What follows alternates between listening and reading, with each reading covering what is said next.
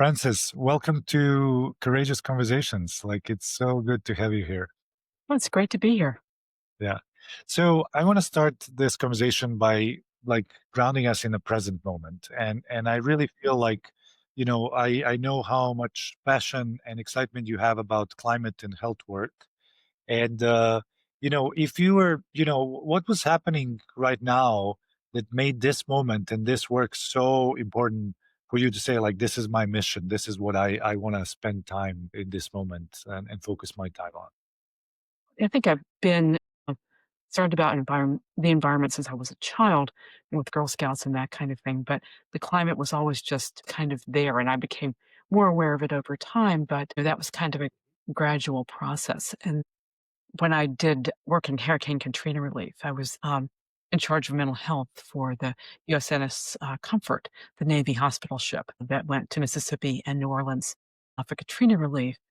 It became obvious that all the good things that we do could literally be washed away if we didn't get a handle on climate. And that's just become more and more evident over time. And in the time that we're in now, I mean, there's some things that are, you know, when you think about them, truly terrifying, things that we already see with, hurricanes and heat waves and that sort of thing. And knowing that that is going to get worse.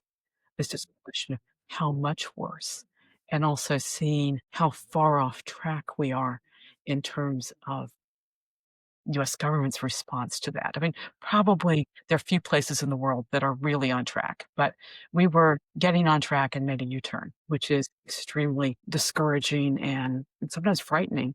On the other hand, I see the people that I work with, I see what people do, I see changes in the county and the state where I live in Maryland. I see, renewable energy now seems to be on an unstoppable track. So there are a lot of positive things too. So if there was nothing but the negative, I think I would probably just want to crawl under the bed and stay there. But there's, so much to do and so much possibility for making things better for the climate, and also for smart about how we do it for so many other things we care about. Yeah.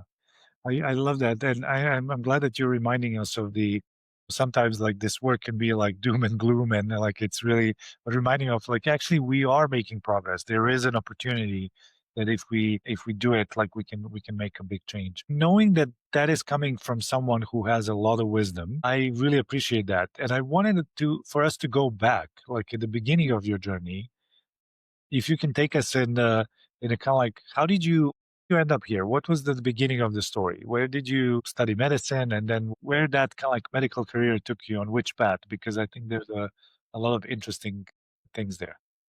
Well, I grew up in West Virginia, Mhm. um, and in college was for at least a summer an environmental technician. Um, Decided that I didn't really want to be a chemist or a chemical engineer, although I got some offers in that direction. Decided to go to medical school.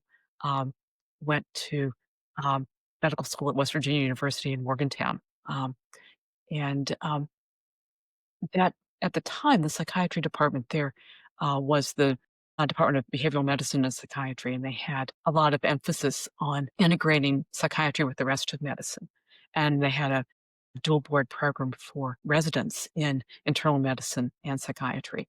And as it happened, my first third year rotation was on that service.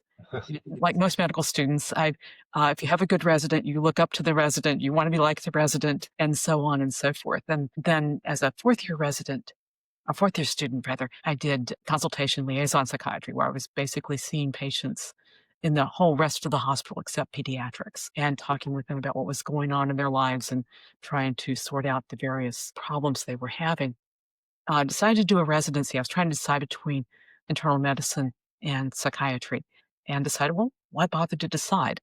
And I went into the combined double board program at Uh, WVU's other main teaching hospital in Charleston, West yeah, Virginia. yeah, And that was a program just getting off the ground. And I did that for 2 years. Decided that it was not really what I needed. It was fairly different from the program that I had experienced in medical school, because the internal medicine side was very specialty oriented or subspecialty oriented. uh-huh, I didn't really want to become a cardiologist or a gastroenterologist. So I then went straight into the psychiatry program uh-huh. and finished that. then went to the University of Vermont and did a fellowship in behavioral medicine and consultation Yeah. liaison. Can I stop you for a second because I'm curious about. I actually want to go back to the first because what caught my attention is that you said you were in West Virginia and you were interested in high school in environmental sciences. Why is that? Like, how did that happen? And I'm curious, what was that impacted by? Because it's not an unusual choice. Like, a usual choice would kind of like someone in high school to get interested in environmental, science and all of that. Well, I think where I lived in West Virginia was interesting because I lived mostly in Charleston, which is the capital city, which by West Yeah. Virginia standards is large, but it's actually a small city. So you're really not that far from, um, you know, from nature, from parks, from state forests, also from places that were not treating very gently, like surface mines. And also at the time, the Kanawha Valley, where Charleston is located, was one of the major chemical manufacturing areas in the United States. So very familiar with chemical plants and all the unlovely things that they put into the air. And I was lucky to have, excellent math and science teachers. So I was interested in science and having been an avid Girl Scout and a rock Yeah. hound with the Children's Museum, I kind of extended to the environment. Yeah, that's interesting. Was that affecting sort of like some of these things were affecting your family, or it was just like something that you were, or your friends, or like how was that like? Was there like a direct kind of like relationship between what was happening and your own life? You know? Not so much that I was aware of at the time. I mean, as an adult looking back, probably there was more than I was aware of. We lived in an area that wasn't really close to any of the plants, and on most days you couldn't smell anything, unlike if you got in the car and drove 5 miles. But I think I knew this was not good, but I didn't really understand the implications. Yeah, that's really interesting. Okay, so then later on, you kind of go on these like dual path, which is again another unusual thing. So you are like studying internal medicine and psychiatry at the same time, and yeah, what happened next? How did you end up in Navy? Yeah. Well, when I was getting ready to leave the University of Vermont, I was trying to figure out what I wanted to do. Hmm. I was interviewing various places and wanted basically to do consultation liaison psychiatry and wanted to probably, to teach, to do research. And at some point in this, someone convinced me that good time management meant that you never picked up a certain piece of paper more than once. That never really stuck. But at least on that particular day, I picked up something from a Navy medical recruiter and thought, okay, I'm only supposed to touch this once. So I filled out the little postcard and mailed it back to the recruiter in Boston, figuring I would get some package in the mail. And so then I getting the package in the mail, a Navy nurse drove up from Boston to talk with me and take me out for dinner and so forth. And it was mud season in Vermont. Vermont is beautiful except during mud season. So the idea of a free trip to San Diego during mud season, I mean, how bad could that be? And so my recruiter flew out with me to San Diego where they were getting ready to move into their brand new hospital where they Uh-huh, were doing HIV research with the University of California, San Diego. uh-huh, And and you can run the consult service and we have a residency training program and you can work with that and do research with the university and all that good stuff. And I said, okay, this doesn't sound like such a bad deal. I had yeah, actually done a residency rotation at UCSD. I learned many clinical things, but the main non-clinical thing I learned is that every UCSD resident is desperate for a job in San Diego. So I thought I could get a job in San Diego just for yeah, 3 years. This is no big deal. that's so interesting. Can I ask you a question? So at that point, did you have any concerns about kind of like Navy and kind of like maybe some kind of like what were your thoughts about like that? That's a different world in so Mhm. many ways, and Now, joining that like yeah could bring a lot of kind of like interesting stuff and challenges as well. yeah, other than one of my cousins who served in Vietnam because of the draft, nobody in my family had been in the military since World War II. And nobody had been, well, actually, I guess my Uncle Ray was in the Navy, but he never talked about it. So I Mhm. really didn't know from that point of view what I was getting into. Yeah, I met a bunch of people when I interviewed at the Naval Hospital. I saw the place. Um, mm, I thought, well, this is something I could probably do. I was probably among my friends, the least likely naval officer they could think of because I was doing a lot of work on the nuclear weapons freeze campaign. But I thought, okay, this is something I really don't know much about. What is the military like? Why do people do this? What's this whole thing about? So this was kind of in some ways a whole new world to explore. And what did you find out in that new world? And that's where, you and I talked like many months ago, and I was like, wow, this is like amazing what type of work you were able to do and explore within that setting. Well, it's a pretty diverse, group of people, and there are a lot of different, for lack of a better word, subcultures. The naval aviators are very different from um, submariners, who are different from surface warfare people, who are different from the medical people, um, and so on and so forth. And I had patients and colleagues from different ethnicities, people from different countries, and a lot of folks who grew up in the Philippines, but some from other places, people with all sorts of different backgrounds and all sorts of different reasons for being there. I mean, some of the medical people were there because they wanted to be. Some was like more like the neurosurgeon I knew who really had just wanted be able to go to medical school and didn't have the money to do it. And so by the time he finished his neurosurgery residency, the residency doesn't count toward the obligation that you get to get your medical school paid for. But he decided that the best thing to do was to get fat so he wouldn't meet the weight standard. So you'd see him in the elevator eating junk food, saying he was eating his way to freedom. So on the other hand, I had colleagues who absolutely loved the Navy. So it was, Yeah. you know, um, it kind of disrupts a lot of stereotypes, at least it did for me. Yeah. And what did you learn? Like what was the projects that you were working on, and especially in the context of the kind of like things that you're doing right now? What things have you been exposed to? I know you did some amazing projects. Mhm, So I'm just curious to hear a little bit of those stories mhm. from that experience working in Navy. One thing I didn't expect when I joined the Navy, I didn't plan to stay for 24 years, um, but that I had the opportunity to do a lot of different things, teach residents and medical students, and um, to run a consult service, to run a psychiatry ER service, um, Mhm. to you know, be in charge of mental health services, for a hospital in the outlying clinics, and be part of the senior administration for a medical center, to work for the Assistant Secretary of Defense for Health Affairs, and in that job, work with people from just about every government agency that you've heard of. I mean, people from NASA and all sorts of places. So tell us more about that, because I think that's really, it's especially in the context of when you think about like how much climate work is this ability to rally different institutions Mhm. to work together. I'm just curious about, yeah, what did you learn there, and how did When I went to health affairs, I got a pretty quick turnover from the guy I was relieving, and was the new kid in the block. So I was the really new kid on the block. So I had all the projects that nobody else particularly wanted.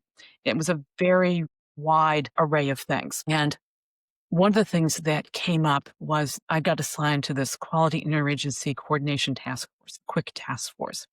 And my boss, basically didn't tell me much about it other than just go to this meeting and do what they tell you to do, because he thought it would never work, even though this was something that was a directive from the White House. So one of the things that my group was supposed to do was a patient safety initiative. Working with someone from the VA, who was my co-chair with this, we put together um, this breakthrough series with the Institute for Healthcare Improvement and Don Berwick, who I know you know. yeah. Um, and that's where I got to meet him and do some work with him, and great project involving a number of government agencies, mostly from Health and Human Services, VA, and the military services, but also some private partners brought in through the Center for Medicare and Medicaid Services. Project was going great. Well, it continued to go great. But then one day, as I was walking out of clinic, because I had clinic a half day a week, I, Uh-huh. s- um, I see this newsstand with this huge headline about the Institute of Medicine report on patient safety Uh-huh. and how many people are killed every year by medical errors. This huge headline on the top of the page. And I thought, oh boy, I better get back to the office quick. All of a sudden, this was this huge thing. So we ended up, Was that the Aries human, like here's that's a pivotal report in the history of medicine, if you want to say. So wait. So just to understand, so you were working on patient safety before the Aries human was published, before all the, like everybody was using that as a buzzword, and so that is so fascinating. So That's basically the early inception of that work. Even existed in the form of IHI, Institute for Health Improvements, right now, or anything like that. Is that true? Like, Yeah, that's and there were certainly small efforts, things that VA had been doing or were planning to do, and other groups of people. But there was nothing like the scale of things that came out after the Institute of Medicine report, because that was um, that got people's attention very, very strongly, including President Clinton's. yeah. Um, so all of a sudden, I found that I was in charge of the Department of Defense Patient Safety Program, which didn't happen to have any staff or any money. As we know, like usually those types of things. Oh yeah, big agendas without the budget. So the Department of Defense health system, military health system, is bigger than most people probably realize, with hospitals and clinics across the United States and multiple foreign countries and on ships and other things that move. So it's about the size of one of the big HMOs, like Kaiser. So Wow, pretty that's large. really, Once I knew, okay, we've got this issue, we've got to deal with this very quickly. My co-chair at the VA put me in touch with Jim Bajan, who's a former astronaut and physician, who was running a part of the program for VA, and they had a training program, um, basically to teach healthcare providers about patient safety and to get people to report about patient safety issues, because we know that most errors that actually harm patients don't just come out of nowhere, yeah. that there's systems issues that usually you can see coming if you know where to look. Um, That's there are lots of near really miss. so. Just someone from NASA came in to train. Is that right? Am I getting that right? He had left NASA by then, but he was a former astronaut. That's amazing. Like that's really So we set up this program very similar to the VA program, because they were a year or two further down the road than we were. And we went to their training, had them help us create our training, and we started piloting that. And this is all had to put together not only the program but also the regulations to make this happen, and get all the services, the military services, to all agree, because Health Affairs doesn't run the hospitals. The Army, the Navy, and the Air Force run the hospitals and the yeah. clinics. So they had to be bought in to all of this. We had to create all this. And since we had no budget, we pretty much had to do all this. Like, we, at one point, joked that our materials were produced with child labor, because the Air Force nurse who was part of this told her kids if they made all the CDs, she would buy them new pairs of jeans. Yeah. So it was a very high resource endeavor. So we're doing all this, and then the White House says, okay, we are going to have this big press conference with the president and the old executive office building, and this big to do and ta-da over this. And that was when I almost managed to fall on top of the president of the United States. I somehow ended up at the end of a row, lined up with the podium. And we had proposed, we had told the White House that we were going to do a pilot project involving something like 2 or 3 hospitals in the next year, because we didn't have any money. And the next thing I know, President Clinton is announcing that the Department of Defense is going to roll this out and across the entire military health system Surprise, surprise. this year. And I almost fell out of my chair and rolled down into the president. Fortunately, I was able to hang on to the side of the chair. Now, I went to my boss later and said, what are we going to do? She said, oh, don't worry about it. Nobody believes that. But we came reasonably close, all things considered, that it is something of a card to play when you're trying to get resources to say, well, the president of the United States said That we, yeah, that that we we're do going that. to do this thing. So we didn't manage to get it all done in a year, but we got a lot more done in a year than I would have Yeah, expected. that's so interesting. So I want to just quickly reflect on, I'm curious about like knowing, I can speak from my own experience, like in Serbia, like doctors generally and clinicians, you know, big egos, military clinicians, even bigger egos, because you have military and the how much, and it seems like at that point you're not doing psychiatry anymore, but how much psychiatry informed the way you're gonna manage the people in that context? Because I assume like that's the work of rallying people to accept the reality that is hard on them, saying basically the mistake is yours, error is yours, and we have to correct that. Like so, yeah, I'm just curious about like the use of psychiatry in that context, how much that was useful or not. What we got this group together. Basically, I asked my boss to task the services to send a certain number of their staff to become part of this working group, and we met regularly and planned this whole thing out, wrote the regulations and that sort of thing. Which there's a certain amount of herding cats involved in this. You do have, for the most part, very senior people, and but they have to report to more senior people, you know, outside of that context, and to try to make sure that everybody's point is heard and everyone information is considered, and that we come to something close to a consensus. I mean, you can't always have a consensus, and although in theory, um, I was in charge of all of that, in practice, if I couldn't get them to do what we Yeah. agreed to do, the theory didn't matter. That the levers were not as strong as the people who came up with this structure for defense health. I thought that they would be.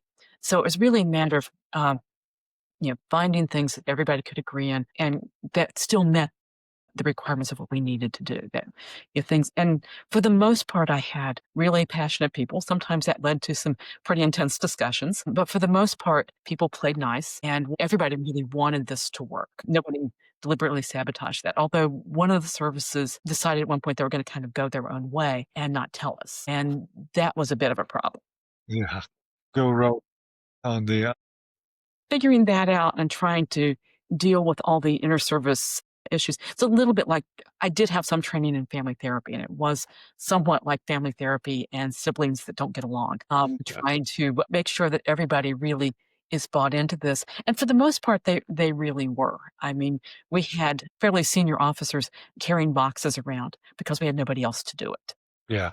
But you know what? Like that what you're describing is a true idea of leadership. Is like what I think sometimes people think that in the government you have all the levers of power and you can move things. But like what you're basically saying, like in reality, like that, when you're driving an initiative like that, you don't have like despite the fact on paper, in theory, as you say, like you have a lot of authority, your authority depends on ability to enable people to work with you and to jump into all of that and do some great work.